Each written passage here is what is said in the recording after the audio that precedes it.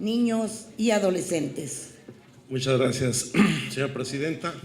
Bueno, a mí me corresponde presentar el título segundo de este proyecto de dictamen, en donde se definen con puntualidad los derechos de niñas, niños y adolescentes. Este título, sin lugar a dudas, constituye la columna vertebral de la nueva Ley General y comprende 98 artículos. Va del artículo 13º al artículo 101 de la misma ley, integrado en 18 capítulos. El principio rector supremo en todo el cuerpo de esta ley es el del interés superior de la niñez, el cual se entiende como el conjunto de acciones y procesos tendientes a garantizar un desarrollo integral y una vida digna, así como las condiciones materiales y afectivas que les permitan vivir plenamente y alcanzar el máximo nivel de bienestar posible. De la misma manera, en este título, al igual que en el conjunto de la ley, se retoman los principios rectores de la Convención Internacional sobre los Derechos de los Niños. Entre estos, el interés superior de la infancia, el de la no discriminación por ninguna razón ni circunstancia,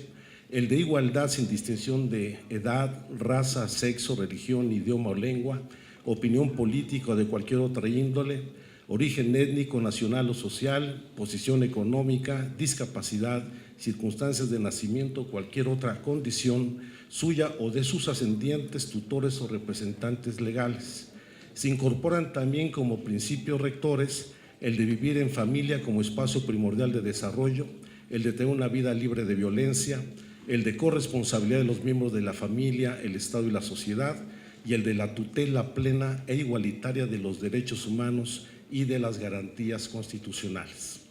De la misma manera, el dictamen que se presenta retoma las reformas constitucionales que en materia de derechos humanos y de la infancia se realizaron en el 2011 a los artículos 1, 4 y 73 de nuestra Constitución,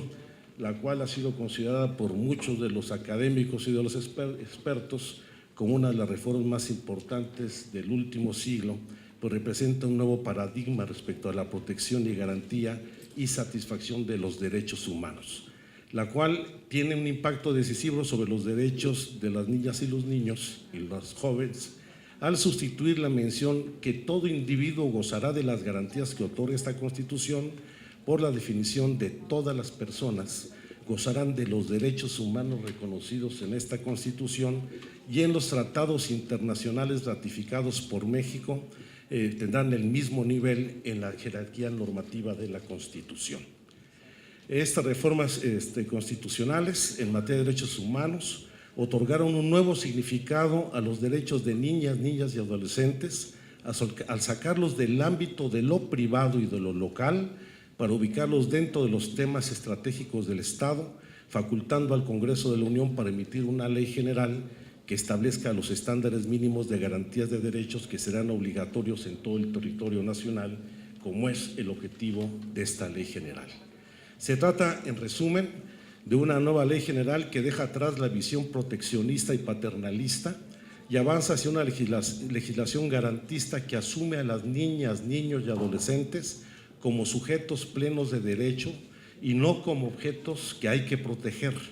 lo que implica el cumplimiento de diversas condiciones y varios aspectos que en su conjunto deben integrar un nuevo paradigma de protección integral o paradigma garantista. Sin embargo, debemos asumir que la promulgación de esta ley general no cambiará de la noche a la mañana el paradigma tutelar que existe en México, ni garantizará por sí misma y de manera efectiva los derechos de las niñas, niños y adolescentes,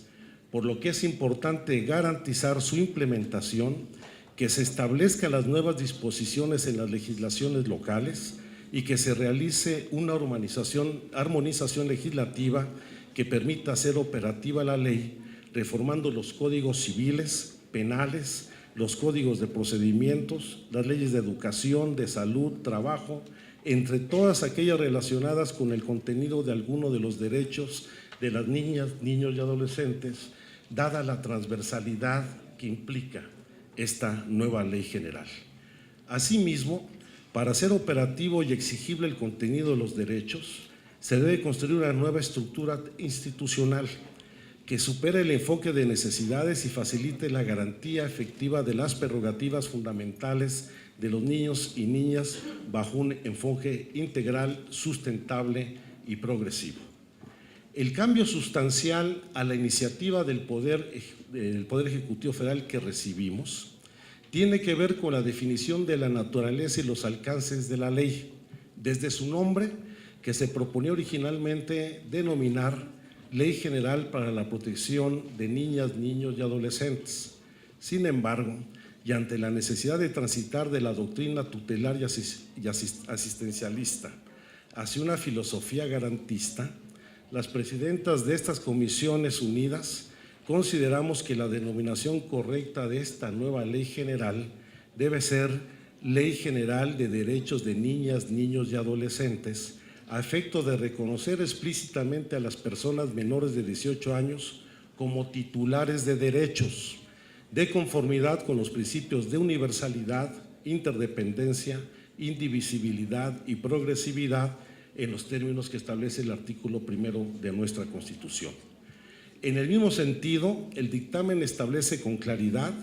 que la ley tiene como objetivo garantizar el pleno ejercicio, respeto, protección y promoción de los derechos humanos de niñas, niños y adolescentes conforme a lo establecido en la Constitución y, como ya lo señaló la señora presidenta, en los tratados internacionales de los que el Estado mexicano forma parte,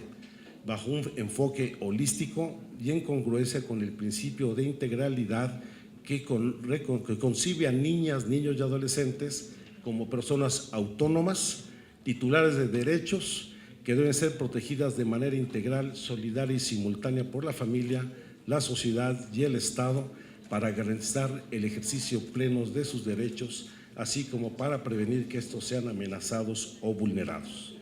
De esta manera, y así lo sintetizo, el artículo 13º del dictamen establece 19 derechos. Solamente los enumero que vienen ampliamente desarrollados en el dictamen. El derecho a la vida, a la supervivencia y al desarrollo, el derecho de prioridad, el derecho a la identidad, el derecho a vivir en familia, el derecho a la igualdad sustantiva, el derecho a no ser discriminado, el derecho a vivir en condiciones de bienestar y a un sano desarrollo integral, el derecho a una vida libre de violencia y a la integridad personal, el derecho a la protección de la salud y a la seguridad social, el derecho a la inclusión de niñas, niños y adolescentes con discapacidad, el derecho a la educación, el derecho al descanso y al esparcimiento, el derecho a la libertad de pensamiento, conciencia, religión y cultura, el derecho a la libertad de expresión y de acceso a la información, el derecho de participación, el derecho de asociación y reunión, el derecho a la intimidad, el derecho a la seguridad jurídica y al debido proceso y el derecho de las niñas y los niños o adolescentes migrantes, acompañados o no,